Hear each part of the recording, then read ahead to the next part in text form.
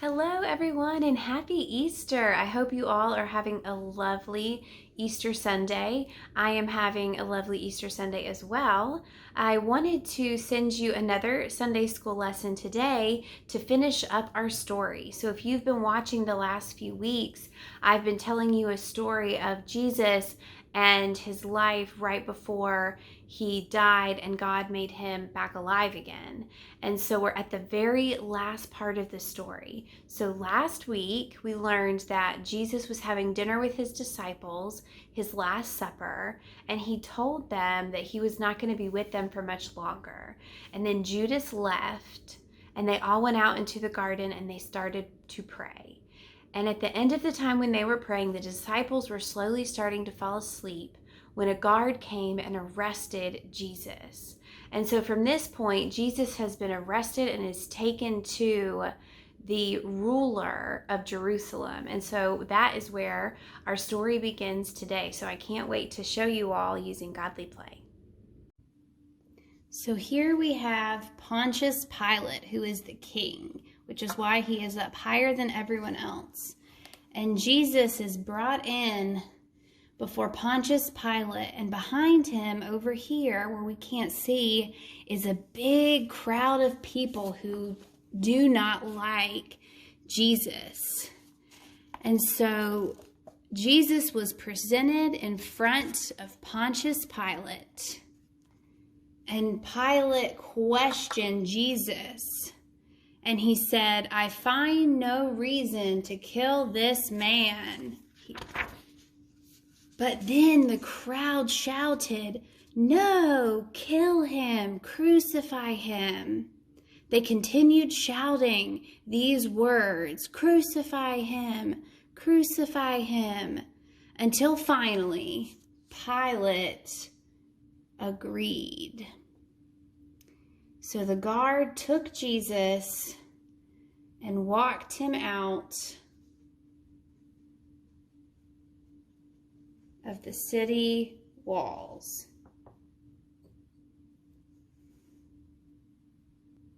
Once they were outside of the city walls, Mary Magdalene and Mary, the mother of Jesus, followed the guard as they were taking Jesus away, because they were true disciples of Jesus. Not only did they go, but so did the other women who were Jesus's disciples. Once the guard took Jesus to the cross at 9 o'clock in the morning, Jesus's hands and feet were nailed to the cross.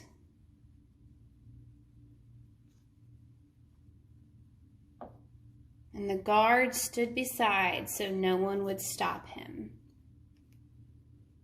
At noon, darkness covered the whole land.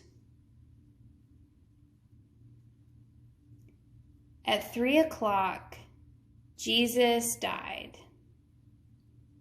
And the curtain of the temple was torn in two from top to bottom. And the guard said, "This man really is the Christ." And he left. And then Joseph of Arimathea, one of Jesus's close friends, came and looked at Jesus. Joseph longed for the kingdom of God, and so he took down Jesus' body. And he took the body and he wrapped it in a white linen cloth. Then Joseph of Arimathea took Jesus' body and placed it inside of a tomb. And then he rolled the stone against it. Mary Magdalene and Mary, the mother of Jesus, came and saw where Jesus' body had been laid, and they were very, very sad. Eventually, at night, they left.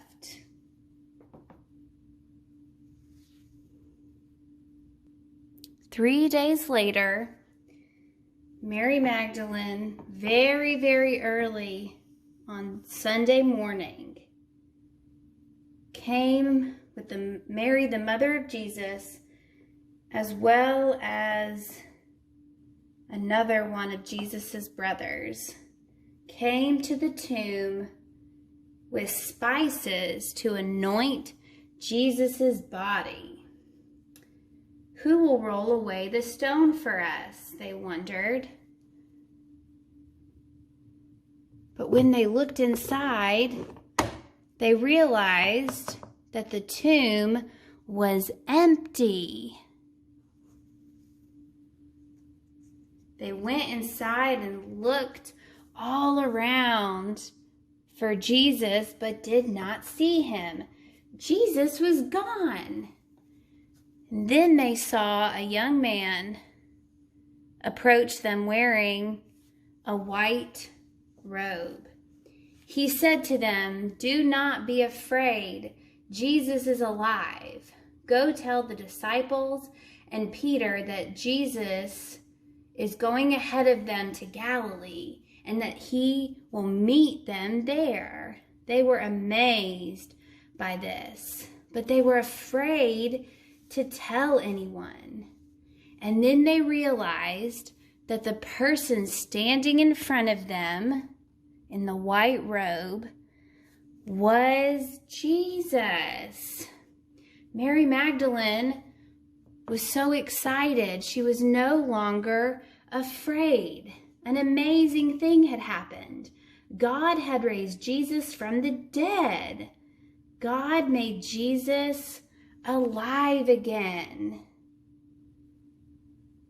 And the very first person that Jesus appeared to was Mary Magdalene. And Jesus said to her, "Jesus is alive. I am alive." Well, friends, that is the Easter story. I hope you all enjoyed watching me reenact the story through Godly Play. It's the Sunday school lessons that we normally use in the classroom together.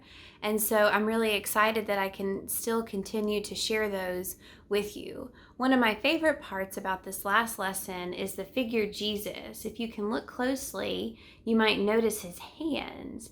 They still have the holes in them from where he was nailed to the cross. And that was an important part of the story for me, that was how people truly knew that it was Jesus, because even today it's not common for somebody to come back from the dead.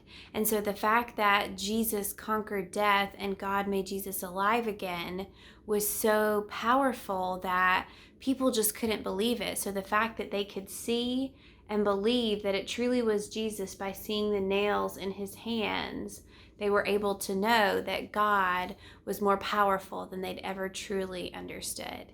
So I hope you all have enjoyed the lesson today. I hope you've enjoyed something about it. And there's also a craft in the email that I sent you below with Miss Erin if you all want to make an Easter craft. I look forward to seeing you all online. Bye.